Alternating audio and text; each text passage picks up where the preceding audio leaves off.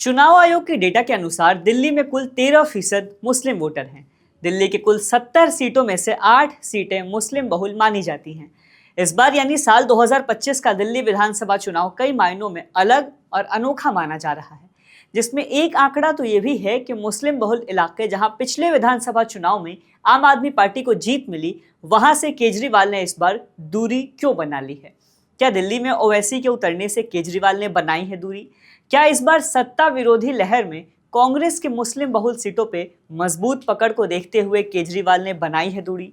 समझेंगे सब कुछ, लेकिन उससे पहले आप द हिंदी टॉप को सब्सक्राइब करके बेल आइकन दबाना ना भूलें, ताकि आप तक पहुंचे हर खबर सबसे पहले। दिल्ली में सियासी हैट्रिक लगाने की पुरजोर कोशिश करती हुई आम आदमी पार्टी और पार्टी सुप्रीमो अरविंद केजरीवाल ने हर सीट पे प्रचार प्रसार किया, मगर मुस्लिम बहुल इलाकों की सीट से केजरीवाल की दूरी इस चुनाव में साफ देखने को मिली। दिल्ली की किसी मुस्लिम सीट पर केजरीवाल चुनाव प्रसार करने नहीं उतरे, जहां से आम आदमी पार्टी के मुस्लिम कैंडिडेट अपनी किस्मत को आजमा रहे हैं। बताते चले कि दिल्ली में 70 में से 5 ऐसी सीट्स है जहां आम आदमी पार्टी ने मुस्लिम उम्मीदवार उतारे हैं। साल 2015 और 2020 के चुनाव में दिल्ली की सभी मुस्लिम बहुल सीटें आम आदमी पार्टी जीतने में कामयाब रही थी।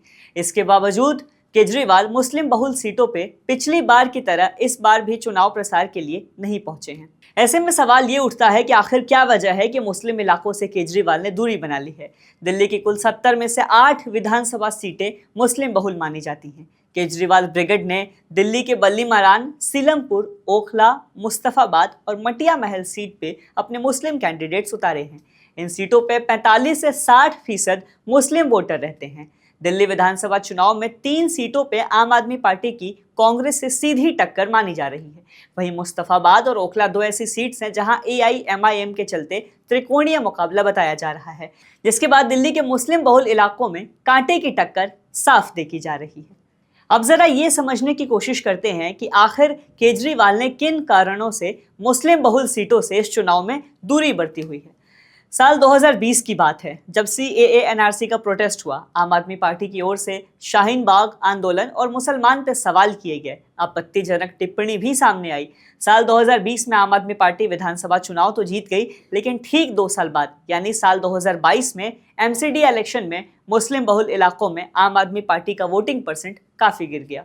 अब की साल 2025 के दिल्ली विधानसभा चुनाव में मुस्लिम बहुल इलाकों में तबलीगी जमात, मरकज और दिल्ली दंगे के मुद्दे गंभीर रूप से उठकर सामने आ रहे हैं। कांग्रेस और असदुद्दीन ओवैसी की पार्टी इस मुद्दे को पुरजोर तरीके से उठा रही है और गर्म लोहे पर चोट करने की भी पूरी कोशिश कर रही है।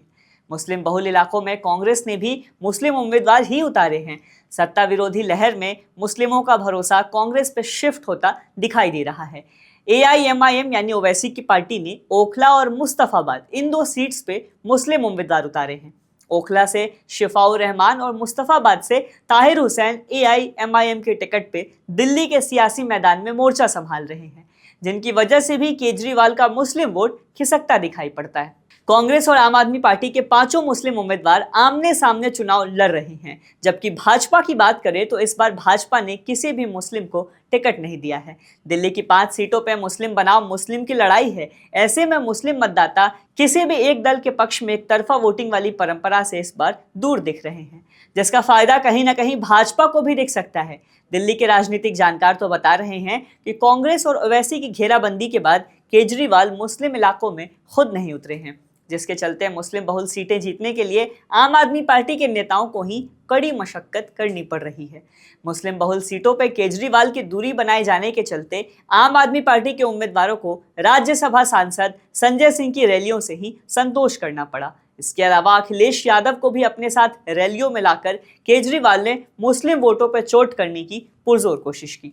बहरहाल जमीनी हकीकत की बात करें तो दिल्ली के मुसलमान दिल्ली दंगों के दौरान आम आदमी पार्टी के रवैये से और उसके बाद की बदलती राजनीतिक विचारधारा के साथ साथ कोरोना के दौरान तबलीगी जमात पर आम आदमी पार्टी के रवैया, सोच और भाषा से मुस्लिम मतदाता केजरीवाल से खासा नाराज दिख रहे हैं।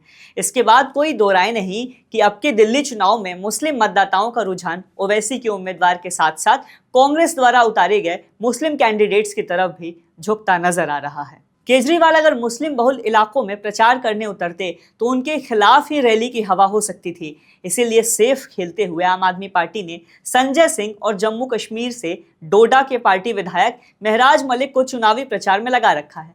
गौरतलब है कि आम आदमी पार्टी के राज्यसभा सांसद संजय सिंह हिंदू मुस्लिम एकता पे अक्सर बात करते नजर आए हैं। ऐसे में मुस्लिम इलाकों में संजय सिंह का होना पार्टी के लिए किफायती माना जा रहा था। संजय सिंह ने दिल्ली के सीलमपुर से लेकर मुस्तफाबाद और बाबरपुर जैसे मुस्लिम बहुल इलाकों में खूब प्रचार प्रसार किया। दिल्ली के तमाम बयानों के बीच केजरीवाल का ये बयान भी सामने आया कि कांग्रेस को वोट देने का फायदा सीधे भाजपा को होगा। ये संदेश कहीं ना कहीं मुस्लिम समुदाय से जोड़कर देखा जा रहा था। दिल्ली में मुस्लिम मतदाताओं का विश्वास जीतने के लिए केजरीवाल ने इंडिया गठबंधन से कई नेताओं को भी रैलियों में उतारा। अखिलेश यादव के साथ किराड़ी सीट पर केजरीवाल ने रोड शो किया। साथ ही साथ समाजवादी पार्टी के तमाम मुस्लिम नेता आम आदमी पार्टी के लिए चुनाव प्रचार में नजर आ रहे थे, जिससे ये कयास सामने आ रहे थे कि केजरीवाल मुस्लिम बहुल सीटों पे उन नेताओं की ओट में रैली कर जनता से मुखातिब हुए जिन नेताओं की पकड़ मुस्लिमों के बीच अच्छी मानी जाती है। बहरहाल 5 फरवरी को मतदान है और 8 तारीख को परिणाम सामने आएंगे, जिसके बाद ये साफ हो जाएगा कि दिल्ली के तमाम वोटर्स के साथ साथ मुस्लिम मतदाताओं का वोट किस पार्टी और किस उम्मीदवार के हिस्से आता है। इस खबर में फिलहाल इतना ही। खबर पे अपनी राय कमेंट करें, वीडियो शेयर करें, सब्सक्राइब करें द हिंदी टॉप हम एक्स यानी ट्विटर, फेसबुक और इंस्टाग्राम पर भी फॉलो करें।